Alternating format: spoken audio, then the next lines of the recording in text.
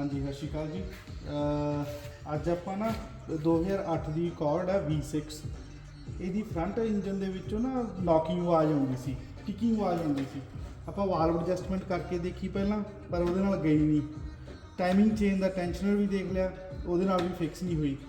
ਫਿਰ ਆਪਾਂ ਇਹਦੀ ਵਾਲ ਕਵਰ ਫਿਰ ਖੋਲ੍ਹਿਆ, ਦੂਜੇ ਦਾ ਵੀ ਦੇਖਿਆ, ਪਰ ਲੱਭੀ ਨਹੀਂ। ਹੁਣ ਆਪਾਂ ਇਹਨੂੰ ਹੋਰ ਡਿੱਗ ਕਰਨ ਵਾਸਤੇ ਇਹਦਾ ਆਪਾਂ ਸਿਲੰਡਰ ਹੈੱਡ ਪੱਟਣ ਲੱਗੇ ਹਾਂ ਨਾ, ਤੇ ਇਹਦਾ ਆਪਾਂ ਸਿਲੰਡਰ ਹੈੱਡ ਚੱਕਦੇ ਹਾਂ, ਦੇਖਦੇ ਹਾਂ ਫਿਰ ਪਿਸਟਨ ਦੇ ਵਿੱਚ ਕੀ ਹੈ।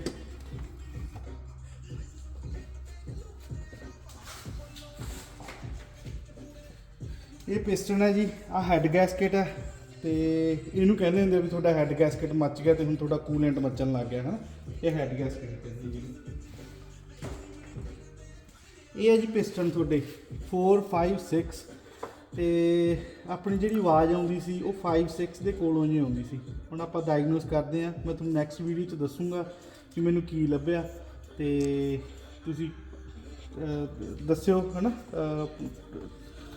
ਮੈਂ ਤੁਹਾਨੂੰ ਨੈਕਸਟ ਜਿਹੜਾ ਹੈਗਾ ਪਾਰਟ 2 ਪਾਊਂਗਾ, ਉਹ 'ਚ ਅਪਡੇਟ ਕਰੂੰਗਾ ਵੀ ਕੀ ਲੱਭਿਆ, ਤੇ ਤੁਸੀਂ ਮੈਨੂੰ ਕੰਟੈਕਟ ਕਰ ਸਕਦੇ ਹੋ। ਤੁਸੀਂ ਆਪਦੀ ਗੱਡੀ ਦੇ ਵਿੱਚ ਕੋਈ ਇਹੋ ਜਿਹਾ ਡਾਇਗਨੋਸ ਕਰਾਉਣਾ, ਤੁਸੀਂ ਨਹੀਂ ਤਾਂ ਸਟ੍ਰੇਟ ਇੰਜਨ ਚੇਂਜ ਕਰ ਦਿੰਦੇ ਆ ਲੋਕ, ਪਰ ਜੇ ਤੁਸੀਂ ਡਿੱਗ ਕਰਾਉਣਾ, ਪ੍ਰੋਪਰ ਡਾਇਗਨੋਸ ਕਰਾਉਣਾ, ਕੰਟੈਕਟ ਕਰ ਸਕਦੇ ਹੋ 2049600800 ਕਰਨ ਆਟੋ ਸਰਵਿਸ।